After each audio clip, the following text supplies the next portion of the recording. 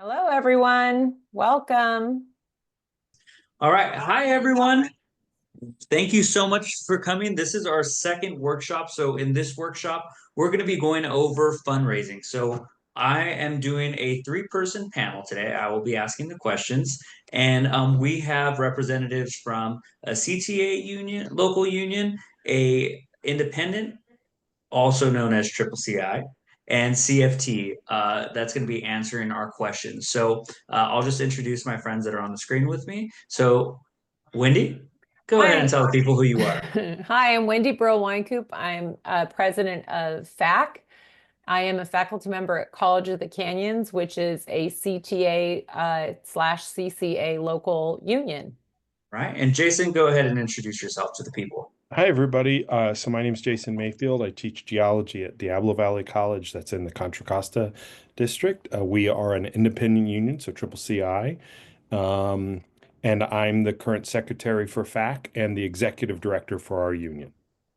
Awesome. And I am Drew Alleman, and I am the faculty PAC coordinator for the Faculty Association of California Community Colleges, who is hosting this. Alrighty, so let's dive into our questions. So the way that we thought this would be easier is we're gonna give everyone a time block to answer the questions that we had put aside. So representing Triple CI and the independents, Jason is gonna go first. So Jason, I'm gonna ask you a series of questions and just respond to them to the best of your ability. Super. Thanks, Drew.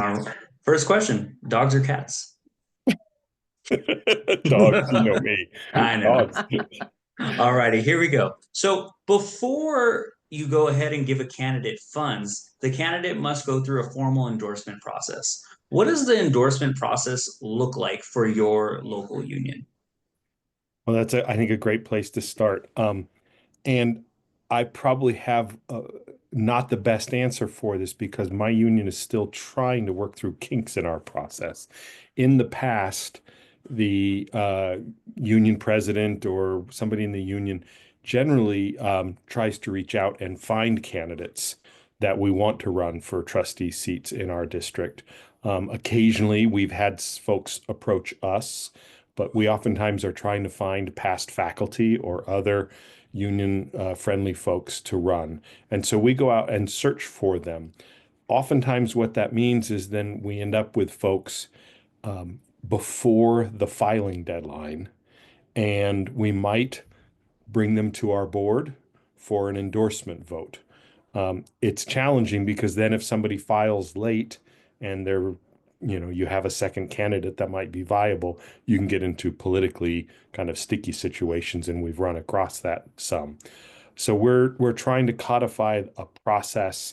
And I will admit that I've spoken with Wendy quite a bit about it. I think she's given me some great ideas, and it's helping shape our process going forward. But at least right now, we do have a process where we identify, we kind of learn about the individual, vet them at our executive board. They usually come speak. We invite all candidates who are, interested at that moment. But sometimes we do this early. We don't wait for the filing deadline to be over because those of you that know politicians, they want endorsements right away. Absolutely. All righty. The next question is, how would you recommend a school that is an independent go about starting up a PAC? Yeah, starting up a PAC, obviously you've got to have that funding source, and you've got to, figure out how you're going to fund the thing. And in my district, we um, we started our PAC long ago, and it's been with the union for quite a while. We trying to remember the years when I first joined, our PAC dollars were very shy, very small, but we started encouraging donations to them. And so I think part of the key to starting one is convincing the membership. I mean, I think one of your later questions is about funding, but I think part of the answer to how do you start it is you've got to convince people that there's merit to having one. If because otherwise you're not going to get the funding, and that doesn't then it doesn't matter that you have one or not. So you have to make them understand how important those trustee races are, and therefore how important it is that we can influence those trustee races. So I think part of it's messaging, the process on the back end of starting the accounts and all of that. That's not it. But I think making sure that your membership knows why a PAC is necessary is probably that first thing. And that might start years in advance. No, absolutely. And the next question for you is, let's say a local union has a PAC set up already, which is kind of what you're alluding to. Yeah. However, the PAC doesn't have a lot of money. What are ways that you recommend to raise the contributions to the PAC? Yeah. So I think here our answers probably are going to be a bit different. As an independent union, we can set our dues rates as well as then setting a PAC contribution. So we currently have a PAC contribution from all members. Um, in effect, the pre-Janus, where you guys will recall, unions could be wall to wall. There would be fair share, dues, and then you could have a set of dues that was strictly for political speech. We've kept that post Janus and allowed members to pay in for PAC. We also, year to year, go out, usually in our spring conference, we will try to encourage people to give extra to the PAC. So there's a certain amount that everybody gives. It's a small fraction of your dues that goes to the PAC.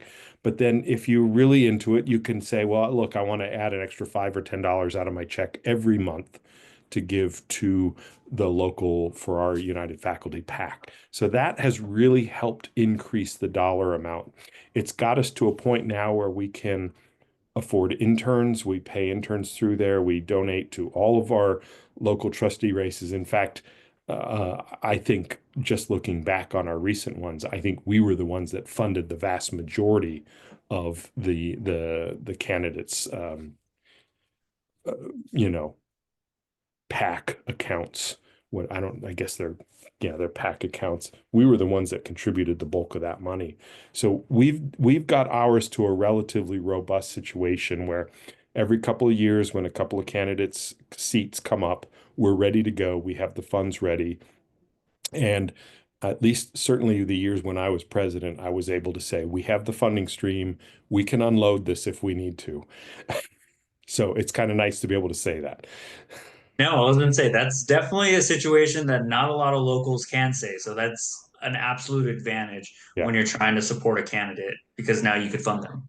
Yeah. And to be able to say that to if there's an opposing candidate, say, look, I'd prefer if you don't enter this race because I can unload this pack right now, but I don't want to. Ah, okay. I like that. All righty. So two more questions for you. What are some different avenues or ways that a local union that's a part of Triple CI can go about getting contributions for their endorsed candidates? Yeah, so this I think is a really neat question. One of the things we've done, obviously, we've contributed from our own, but so like we will usually hold like a fundraising event with the candidate. And I remember one of our really successful ones recently was so we went with the candidate to this fundraising event. He was getting all of his people there, all his folks. And I had told him, I said, look, when we get there,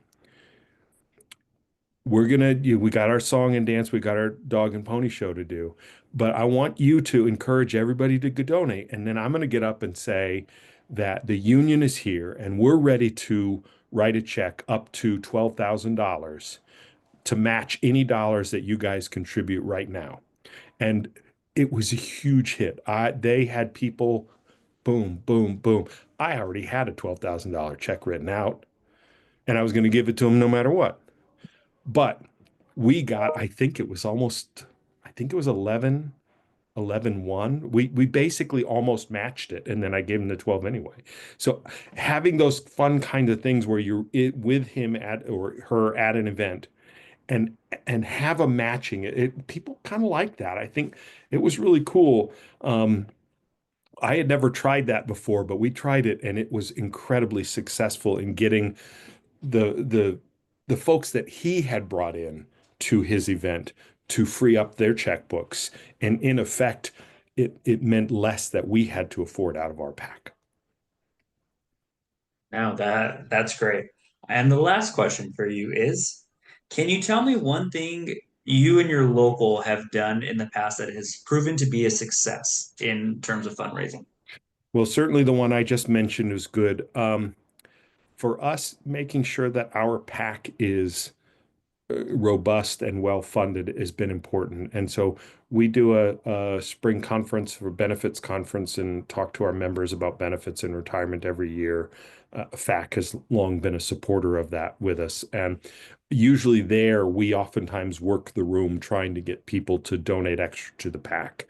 And when you are doing something for your members in that moment where you've brought in speakers from STRS and from your health insurance carriers and Delta Dental, and you've brought in all those people, they're more willing to say, yeah, I can pop an extra $5 or $10 a month out of my check to go to the PAC. And so in that moment when you're giving something, you start doing an ask. That has been, I think, a pretty good success for getting those. And it seems silly to say, well, it's an extra $5 a month. It doesn't, but boy, you just get a few of those and every year, and those keep going. And that person, if you get them early on and they're there for 20 years, that starts to be really impressive money at the end. So we've been successful in that particular event at generating additional PAC revenue for our fund. Yeah, that was amazing. Jason, thank you so much for joining us, and you are released now to go eat dinner. I'll stick around for a second here. Oh, awesome. Okay. So now I we're always want gonna to compare my answers to the master. Oh, ah no. good idea. Alrighty. So now, Wendy, you are going to be representing a union that is a part of CTA. So, first question for you. How does your local have their endorsement process set up before you even give money? What's the steps before that? So years ago, we didn't have an official endorsement process at College of the Canyons Faculty Association. It was a group of union leaders who would just sort of pull people into a room and say, hey, we're going to interview candidates. And then we would just decide whether we liked them or not. It was kind of very last minute, like like October before the November election. And we would just interview people and say whether we liked them or not. And we had a split of a group. I was on the PAC and I was one of the dissenting people who said, no, I don't want to just keep rubber stamping this guy because he's not good for faculty. He's never done anything for us. So why the heck are we endorsing him? And really that PAC had sort of been set up as like, we were just doing what the administration had said, like, hey, support our candidates. So we didn't support him, but what happened is we had a big division among the faculty because the administrators did go to a bunch of faculty and had them take a picture with this guy in front of the school. And then others of us said no. And so what we did in response to that is our union created a very official endorsement process. It's pretty specific and sometimes I'm not happy with it because it's so specific, but essentially the PAC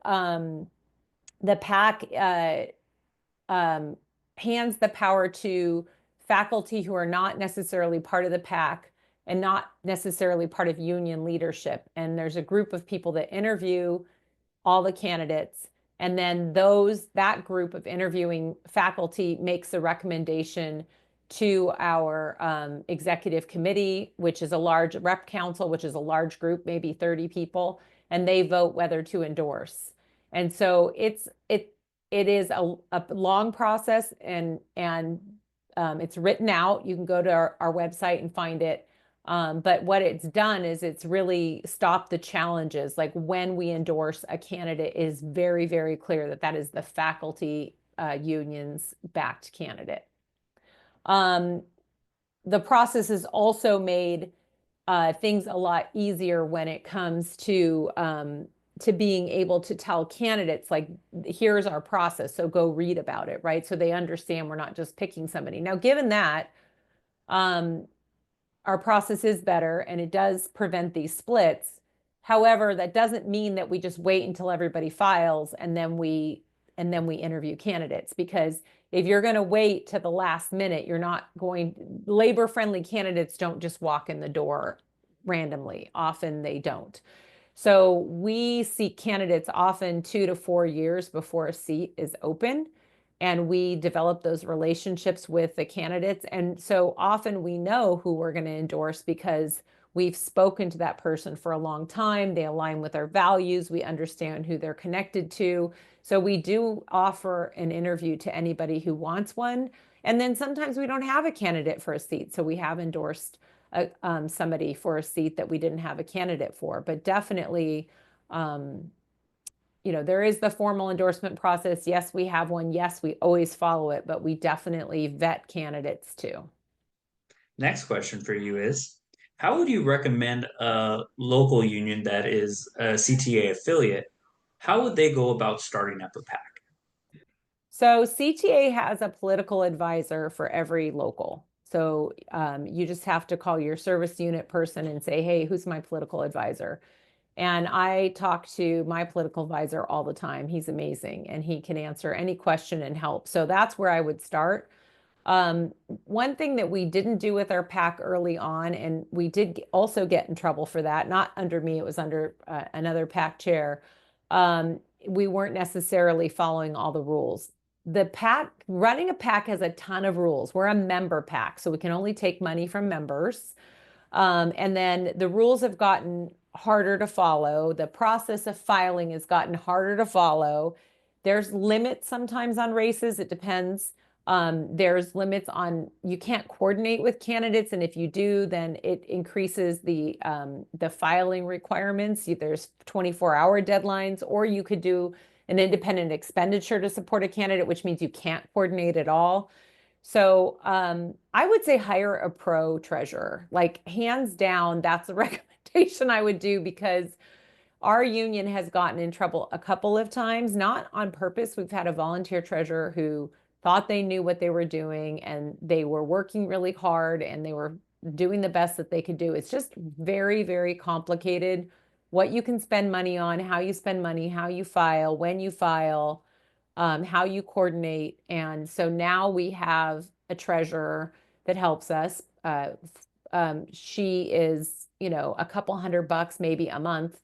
But when it comes to campaign season, then we pay her a lot more because she's filing a lot more. So I think the best money we've spent, given that we've had some community members who are very anti-union and very conservative, pull some of our filings and file loads of complaints against us. And the professional treasurer has been incredibly helpful in helping us answer those complaints. We haven't had any fines yet, and I would say that's probably because we had professional help. So I'm a big fan of professionals now. Trust the experts, right? Yeah, and CTA does have the advisor who will help you, and that's how we found our treasurer. Great. Okay. So let's say that a local union already has a PAC set up, but the local PAC doesn't really have that much money. What are ways that you recommend that the PAC can go about upping and getting more money? So again, we're a member PAC, so we don't require everybody to donate through their dues. We could make that vote, but so we've done it a couple different ways. We did add in our bylaws that COCFA would give to COCFA PAC. I think I'm trying to remember off the top of my head. It's like 5% or something of the dues. I can't remember off the top of my head, but members can opt out. So we put out an opt-out letter, and if they don't opt out, then we multiply the members times the amount, and then that money is transferred from COCFA to COCFA PAC. That helped us have a regular amount of money coming in on a regular basis. For CTA, we have to have that in our bylaws. The members had to vote on that.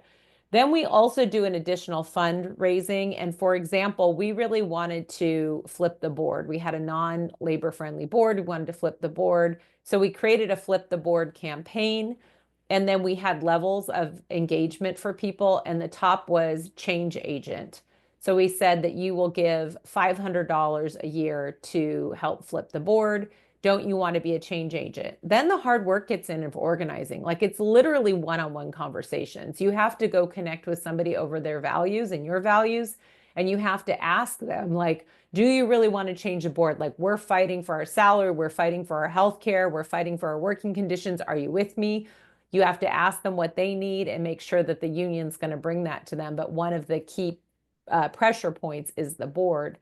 And so we were able to help really amp up the dollars in our PAC when it comes to member dollars, in addition to that amount that we transfer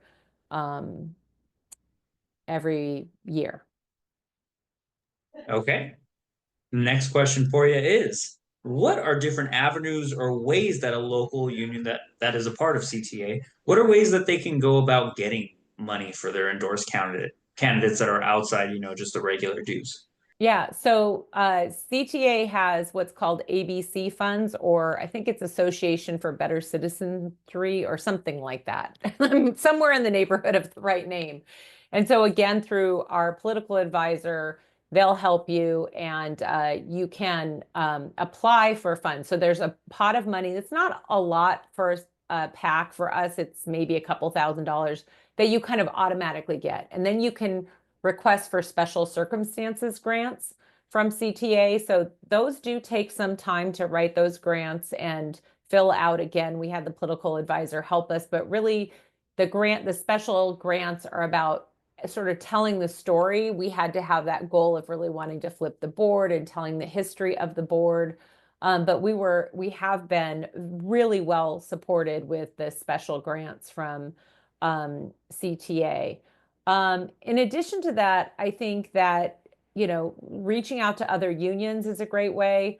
We've really collaborated with other unions in the area. Like we worked with we're not wall to wall. So we worked with our CFT partners to also support our candidates, and then also CSEA, the building trades, LA Fed. So, our candidates might be amazing people and labor friendly, but they don't necessarily know how to navigate the web of all the unions and who can help them with donations. So we really helped make those connections for them, helped them know when the endorsement timelines were or who they could ask for money. So I think just sort of opening it up. I love that matching donations. That's a great way to do it. That Jason just talked about. Walk up with a big check and say, "Who's going to do it with me?" I think it's one of the greatest ways. So we've had a lot of events where we've invited people to come and then helped support the candidates. Have members give wine parties or whatever. But one of my favorites, we had a painting party. So there was a member of the community who did like sort of that step-by-step painting. So you do like a sunset with palm trees. And she donated her time, and people donated like $100 to do it. And we had wine, and everybody sat around and painted and with the candidates. And it was a blast. I mean, we had a little wine and we painted horrible paintings, but we got to talk to the candidates. But they really loved that. So we ended up raising, a couple $1,000s out of it, and it didn't take a lot of energy to do.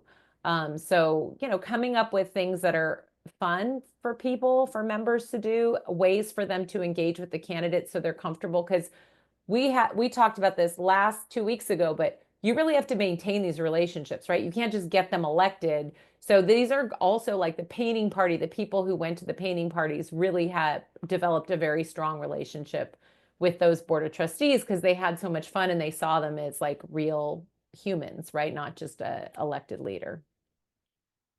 All right. And our last question for you is, what's one success story that, your local union has done that you would like to share?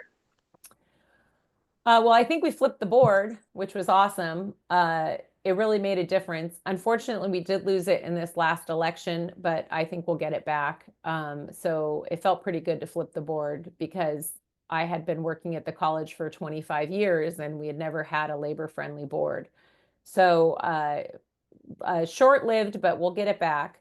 But I think what sort of like success story of what I learned is definitely you've got to go out and find your candidates. They don't come to you necessarily. You've got to go out and vet them, find them, collaborate with other unions. So reach out to other unions in the area. If I teach in Santa Clarita. we have lots of people from the LA Unified School District. There's like 9 unions in LA Unified. And a lot of people live in Santa Clarita. So that's a great pool for us to pull from. They're interested in public education, they're labor friendly. And they live in the area. They can't live, right? They can't work for the same school district that they're running for, but this is a great pool of people. So I would start to connect with other unions, and I think that's a great way to have success. Oh, that was amazing. All right, Wendy, thank you so much. You're welcome. All righty. So next, Jessica, are you ready? There you go. Hi. Hi, Jessica. Can you go ahead and introduce yourself Sure, to I'd be happy our to. participants that are here? I'd be happy to. My name is Jessica Alstead. I'm the political director for CFT, California Federation of Teachers. I've been with CFT for 12 and a half years. Before that, I was the political director of AFT Wisconsin. So I've been with AFT for a very long time. And I am statewide staff, and we are a union of many different kinds of educators and classified professionals, K-12, community college, the UC, early childhood adult educators. So that's who my union is. So the perspective I guess I'll be talking from is my role as the statewide staff person, political director, and also I can share a little bit. We have about 165 locals, many of whom are politically active and operate their own PACs, and I can talk a little bit about how they do their endorsements and their fundraising and all those things too. No, that's amazing. Thank you so much for being Sure. here representing CFT. And I'm sorry I So- was late. It's our convention this weekend, No. so we're just like all over the place. So Do not apologize. it's a crazy weekend. We are grateful you're here. So thank you. Sure. All right. So our first question for you is, so before you go about giving a candidate money, there has to be a formal endorsement process set up. So what does a formal endorsement process look like for a union that is a part of CFT? Sure. So much like CTA, we're a union that has locals, a statewide union, and then a national union. So it is my I can't always make it go this way, but it's my sort of strong preference that locals make their own endorsements at the local level, school board, board of trustees, those kinds of things. We do statewide endorsements at the state level, so state legislature, constitutional officers, ballot measures, and then we work with our national affiliate, the AFT, to do federal endorsements. So it kind of breaks down that way. For our locals, there's no one way that they have to do it. I'll tell you how we do it for the state, because a lot of our locals adopt this process, which is that we have a standard questionnaire that, in the example of state legislative candidates, they have to fill out. It goes over a number, it's a kind of a long one. It goes over a lot of questions about education, about labor, about the state budget, about social and racial equity and values. It's pretty broad in terms of what we ask. And then we bring candidates in to meet with local leaders who are in the district in question. So if there are school sites in a particular district, those local leaders are invited to be part of an interview process. That group makes a recommendation, which then goes to the CFT Executive Council, who confirms it. Most of our locals operate the same way. There's some kind of written or interview process where they ask people to commit some things to paper.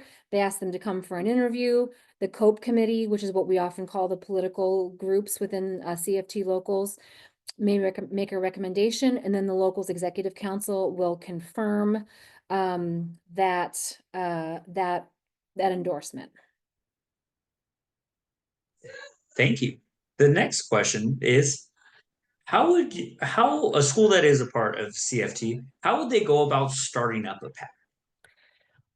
So we have a very extensive PAC guide that was written by our attorneys. I will double what Wendy said about having legal support, compliance support, people that know this stuff inside and out is really, really important, because political law, compliance law is very complicated, and it changes every time the legislature votes on new bills to affect compliance law.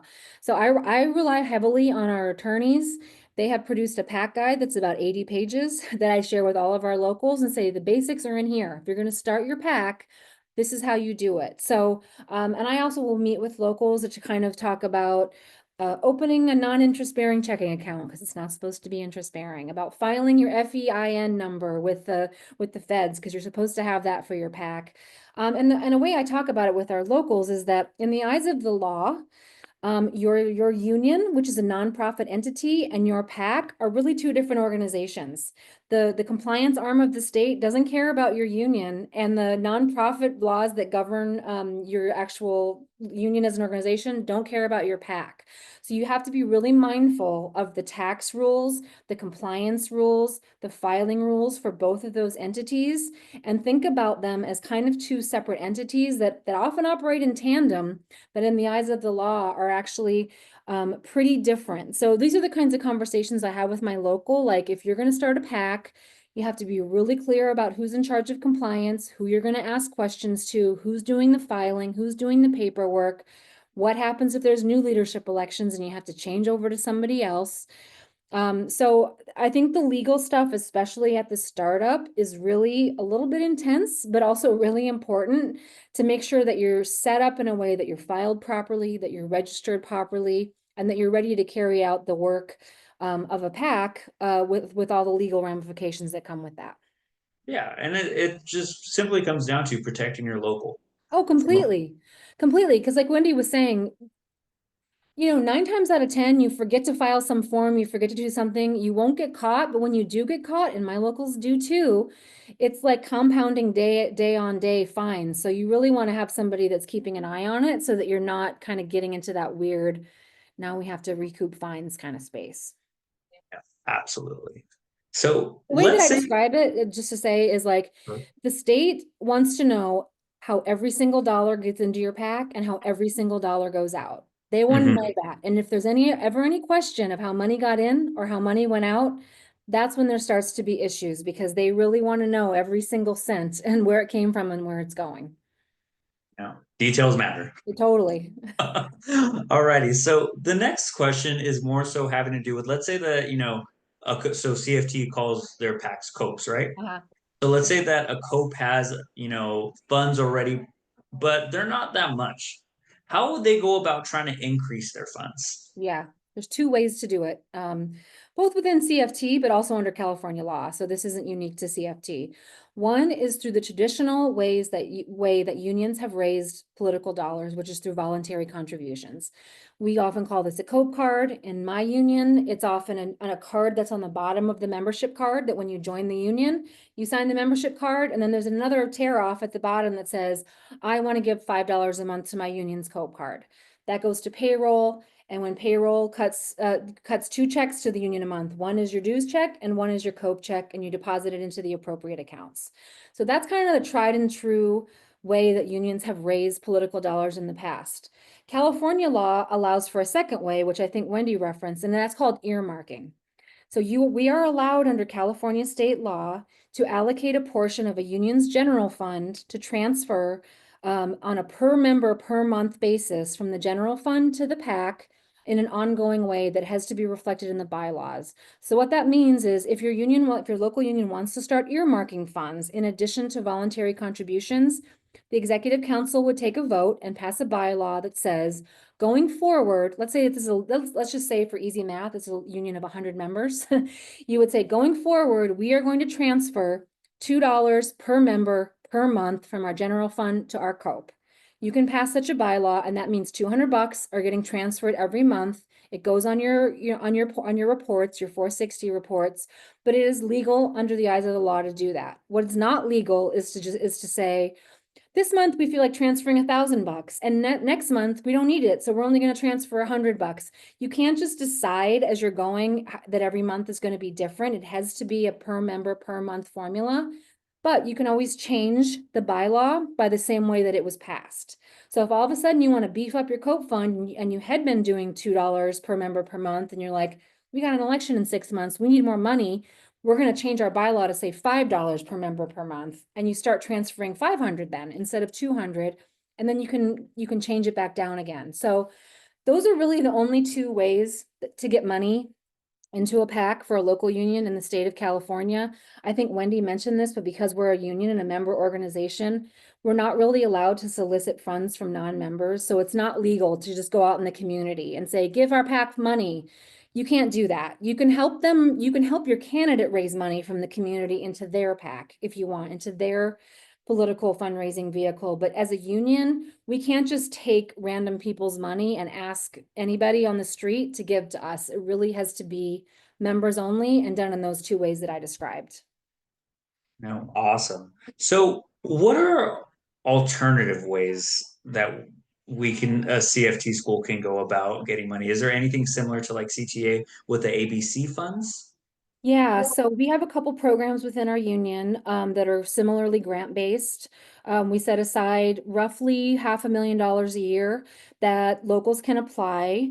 The way we often operate it is we can either give direct contributions to your candidates, which most school board and board of trustee candidates in California do not have contribution limits, so that's not usually a problem. We can our max per candidate is 2,500, so we can normally do that. Or for the last several years, I've been running a member mail program where I work with a mail house. They design about 6 to 8 template mail pieces that I can then show my locals and say, this one's more higher ed focused, this one's more K-12 focused, this one's more classified focused. They can pick a template, I will plug in their candidates, I will pay for the mail piece to go to their community as a piece of election collateral for that particular local. I think I see Scott Lee on here, and Scott Lee's one of my locals, and I've done that for him before. So Scott, I think hopefully Scott knows what I'm talking about, because I know we've done it with their local. But those are kind of the main ways that we support locals. And then we also support them on COPE fundraising drives. And if a local wants to do a fundraiser for their candidate that is raising money to the candidate's campaign, we'll help them do that. That's totally legal and allowed. So those are some of the things that we do. All righty. So you, of course, are coming from, in a sense, a staffing role here, but can you share any successful stories that CFT locals have had with PACs, with their Oh, PAC? yeah. I mean, trying to think of a one specific one. I mean, I think the key to COPE fundraising in any local union is the earmarking is great and it's important and it's a way that we can build up a war chest. But for a union, you can never replace what voluntary contributions do, because that is individual members saying, I, Jessica, a member of this union, care enough about our political work that I'm going to give $10 a month. And I'm going to opt into our political program and I want to be a part of this. So really it's our bread and butter as union people to do the voluntary work, because that's not only how you're getting money into your PAC, but you should be able to pull a list of all your PAC contributors, and that should be the people that you're calling to phone bank, to walk, to come to an event with a candidate, because those are people that have already signaled to you in some way, yes, the political operations of this union and who we get elected to our board is something that matters to me, and I want to be a part of it. So I think not relying just on the earmarking piece, which is a lot easier and a lot, more passive, but focusing on the member voluntary contribution piece is really critical to building union power and to getting a base of activists that are actually going to help you do the work. So I really, I don't think that is replaceable in terms of any organization can raise some money, any organization can back a candidate, but what we always have an advantage of over some of our more conservative and not labor-friendly counterparts is that we have boots on the ground. And the way we get those boots is by asking people to opt in. And so I think that's just something that can never be replaced, and that makes unions really, really unique and special and powerful if they choose to if we choose to activate ourselves in that way. No, that was amazing. Well, thank you, Jessica. I know you're busy setting up for your big Thank you. weekend, but thank you so much for taking time out of your busy schedule to come and share your knowledge with us. Of course, and it's Thank you, nice. Jessica. Of course, Wendy, nice to see you all. Wendy knows how to get a hold of me if there's any follow-up questions or anything, but thanks for letting me pop in and out, guys, and I appreciate your time, and hope to get to meet those of you in person that I haven't met before. All righty. Thank you so much, Thank Jessica. you. All righty, everyone. So that concludes our program for this evening. We thank you so much for tuning in and learning about how to, build a pack, but also strengthen the pack by different ways to fundraise. So if you have any questions, definitely feel free to reach out to Wendy or myself. You could email the pack email at pack@fac.org. And that is it for tonight. What do we have for our next one coming up? That is a great question. Our next, so we are not done with this series. In 2 weeks, which is Wednesday, March 26th. Wednesday, March 26th, we'll be having our third workshop, which goes over similar to what Jessica was just saying about how to get boots on the ground. So how can we go about organizing? How can we turn out for our candidates and build ground games, build, different platforms outside of money that we can go about supporting and make sure that we get our candidates across the finish line. So that will be a great conversation on Wednesday, March 26th, right? Yeah. All right. That's right. All right, everyone. Thank you so much for Thanks, joining guys. us, and hope you have a great evening.